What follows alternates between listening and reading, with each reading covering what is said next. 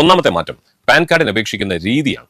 ഇതുവരെ ആധാർ കാർഡ് മാത്രമുണ്ടെങ്കിൽ നമുക്ക് pan card കിട്ടുമായിരുന്നു. എന്നാൽ 2026 ഏപ്രിൽ 1 മുതൽ ഈ സിംപ്ലിഫൈഡ് രീതി അങ്ങ് അവസാനിക്കുകയാണ്. ഇനി മുതൽ ആധാർ കാർഡിനൊപ്പം ജനന തീയതി തെളിയിക്കുന്നതിനായി ജനന സർട്ടിഫിക്കറ്റ്, പാസ്പോർട്ട്, വോട്ടർ ID അല്ലെങ്കിൽ 10ാം ക്ലാസ് സർട്ടിഫിക്കറ്റ് എന്നിവയിൽ ഏതെങ്കിലും ഒന്ന് നിർബന്ധമായും നൽകേണ്ടി വരും.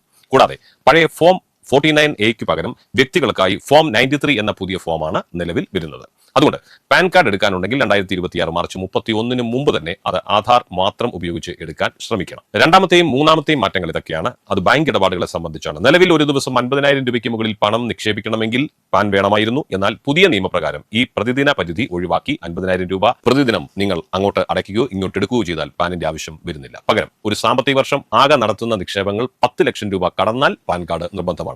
നിക്ഷേപം മാത്രമല്ല, പണം പിൻവലിക്കുന്നതിനും ഇതേ 10 ലക്ഷം രൂപയുടെ വാർഷിക പരിധി ബാധകമാകും. ഇത് ചെറുകിട കച്ചവടക്കാർക്ക് ഒരു വശത്ത് ആശ്വാസമാണെങ്കിലും വലിയ തുകകൾ വിഭജിച്ച് നിക്ഷേപിച്ച് നികുതി വെട്ടിക്കുന്നവരെ പിടികൂടാൻ സർക്കാരിനെ ഈ സംവിധാനം സഹായിക്കും. നാലാമത്തെ മാറ്റം വാഹനം വാങ്ങുന്നവർക്കാണ്. നിലവിൽ 2 വീലർ ഒഴികെ ഏത് വാഹനം വാങ്ങാനും നിങ്ങൾക്ക് പാൻ ഉപയോഗിക്കേണ്ടി വരുമായിരുന്നു. എന്നാൽ ഇനി മുതൽ 5 ലക്ഷം രൂപയ്ക്ക് മുകളിൽ വിലയുള്ള വാഹനങ്ങൾക്കോ പ്രീമിയം ബൈക്കുകൾക്കോ മാത്രമേ പാൻ കാർഡ് നിർബന്ധമായുള്ളൂ. ട്രാക്ടർ വാങ്ങുന്നവർക്ക് പാൻ ആവശ്യമില്ല. അത് കൃഷിക്കാർക്ക് വളരെ പ്രയോജനപ്പെടും. അഞ്ചാമത്തെ മാറ്റം വസ്തു ഇടപാടുകളിലാണ്. വസ്തു വാങ്ങുമ്പോഴോ വിൽക്കുമ്പോഴോ പാൻ കാർഡ് ഹാജരാക്കേണ്ട പരിധി 10 ലക്ഷത്തിൽ നിന്നും 20 ലക്ഷം രൂപയാക്കി ഉയർത്തിയിട്ടുണ്ട്. ചെറിയ ഭൂമി ഇടപാടുകൾ നടത്തുന്നവർക്ക് തീർച്ചയായും ഇത് വലിയ ഉപകാരമായിരിക്കും.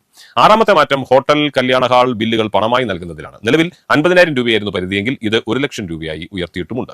എന്നാൽ ഏഴാമത്തെ മാറ്റം അല്പം ഗൗരവകരമാണ്. ശ്രദ്ധിക്കണം, അത് ഇൻഷുറൻസ് മേഖലയിലാണ്. ഇനി മുതൽ നിങ്ങൾ ഏത് ഇൻഷുറൻസ് കമ്പനിയുമായി പുതിയൊരു ബന്ധം തുടങ്ങുമ്പോഴും പാൻ കാർഡ് നിർബന്ധമാണ്. പ്രീമിയം തുക എത്ര ചെറുതായാലും പുതിയ പോളിസി എടുക്കുമ്പോൾ പാൻ നൽകേണ്ടി വരും. അവസാനത്തെയും എട്ടാമത്തെയും മാറ്റം ശമ്പളക്കാരായ ജീവനക്കാരെ ബാധിക്കുന്നതാണ്. നമ്മുടെ കയ്യിലുള്ള ഫോം 16 ഇനി ചരിത്രമാകാൻ പോവുകയാണ്. 2026 ഏപ്രിൽ 1 മുതൽ ഫോം 16 പകരം ഫോം 130 ആയിരിക്കും നിങ്ങളുടെ TDS സർട്ടിഫിക്കറ്റ്. കൂടാതെ വീട്ടുവാടക ഇളവ് അഥവാ HRA അവകാശപ്പെടുന്നവർ ഭൂ ഉടമയുടെ പാൻ നമ്പർ നൽകുന്നതോടൊപ്പം അവരുമായുള്ള ബന്ധം കൂടി പുതിയ ഫോം 124 രേഖപ്പെടുത്തേണ്ടി വരും. ക്രെഡിറ്റ് കാർഡ് വഴി ഒരു വർഷം 10 ലക്ഷം രൂപയിൽ കൂടുതൽ ചെലവാക്കുന്നതും ഇനിയും ആദായ നികുതി വകുപ്പിന്റെ നേരിട്ടുള്ള നിരീക്ഷണത്തിലായിരിക്കും. ഓർക്കുക. അപ്പോൾ ഈ മാറ്റങ്ങൾ നേരിടാൻ നിങ്ങൾ എന്താണ് ചെയ്യേണ്ടത്? നിങ്ങളുടെ ആധാർ കാർഡിലെ പേരും ജനനത്തീയതിയും പാൻ കാർഡുമായി 100% പൊരുത്തപ്പെടുന്നുണ്ടെന്ന് ഉറപ്പാക്കണം. പാൻ കാർഡ് ഇതുവരെ എടുത്തിട്ടില്ലെങ്കിൽ 2026 മാർച്ച് 31 മുമ്പ് തന്നെ അപേക്ഷ സമർപ്പിക്കുക. ക്രെഡിറ്റ് കാർഡ് ഉപയോഗിക്കുമ്പോഴും ബാങ്ക് നിക്ഷേപം നടത്തുമ്പോഴും വാർഷിക പരിധി ഓർമ്മയിൽ വെക്കുക. അപ്പോൾ ഈ വീഡിയോ ഉപകാരപ്രദമായെങ്കിൽ നിങ്ങളുടെ സുഹൃത്തുക്കൾക്കും കുടുംബാംഗങ്ങൾക്കും ഇത് ഷെയർ ചെയ്ത് നൽകുക. ഇതുപോലുള്ള ഇൻഫർമേറ്റീവ് വീഡിയോകൾക്കായി ഞങ്ങളുടെ ഈ ചാനൽ സബ്സ്ക്രൈബ് ചെയ്യാൻ മറക്കരുത്.